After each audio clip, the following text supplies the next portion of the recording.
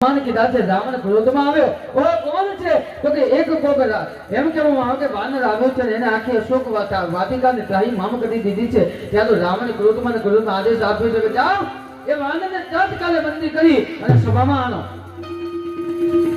અને બંધી કરી હનુમાનજીને સભામાં આણવામાં આવ્યા છે. અને આ બાજુમાં જાનકીજી પણ વિચાર કરવા લાગ્યા છે. બાપ કારણ કે જાનકીજીના મનમાં એવું હતું કે હનુમાનજી ફળ જ ખાય છે. અને ત્યાંથી હનુમાનજીને બંધી કરી અને રાવણની સભામાં આણ્યા છે. હે વાનર, તું કોણ છે?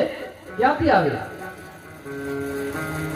તો કે રામ ભક્ત હનુમાન છું અને પ્રભુની સેવામાં આવ્યો છું અને હું જાનકીની ખોજ માટે આવ્યો છું. ઓ તારી આટલી બધી હિંમત મારી લંકા મારી અશોક વાટિકામાં તારી આવવાની? હનુમાનજી મહારાજ કહેવા લાગે મનો મન કે આ તો લંકા તો શું, મારા પ્રભુની રજા નથી, નહીં તો ભવસાગરથી પાર ઉતરી જવું.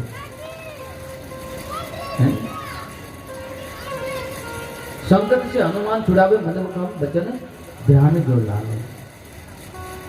सब पर तपस्वी राजा तिनके काज सकल तुम साजे. रावण ने समझायो છે કે ઓહો આ તો મારા શત્રુનો ભગત છે.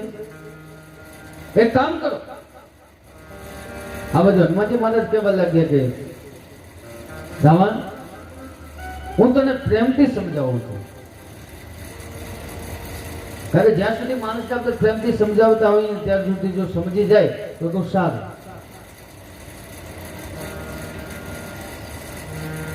કારણ કે ભગવાને છે ને રીત બતાવી છે કે કઈ રીતે માણસને સમજાવો.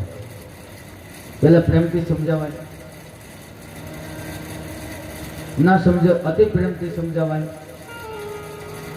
તોય ના માને તો અતિ એનો અતિ પ્રેમથી સમજાવાય, અને પછી ના માને તો પછી સમજી દેજો રામચંદ્ર ભગવાન એટલે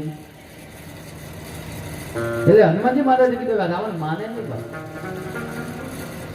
એ રાવણ તું માં જાનકીનું હરણ કરીને લઈને આવ્યો છું. જો તારે જીવવું હોય તો બસ બીજું કઈ નહીં, જઈ અને જાનકીને રામના ચરણોમાં સોંપી દે અને એમના ચરણોમાં પડી જતો. અને એમ કહેવામાં આવે કે માફ કરી દેશે. પણ એ સમયે રાવણ વિનાશ કાળે વિપરીત બુદ્ધિ કઈ વિચાર્યું નહીં ને કીધું કે નહીં, એ મારો શત્રુ છે અને એને જઈને હું નમું નહીં. અનંત સમય માનવા તૈયાર નથી. અને એ જ સમયે પોતે તો કે એટલો બધો રાવણને ક્રોધ આવે છે. કામ કરો, કારણ કે વાનર છે ને આમ માને નહીં એટલે માણસ અને વાનરમાં તફાવત બતાવે. માણસ જો પુરુષ હોય ને એમાં ને વાનરમાં ઘણો તફાવત છે.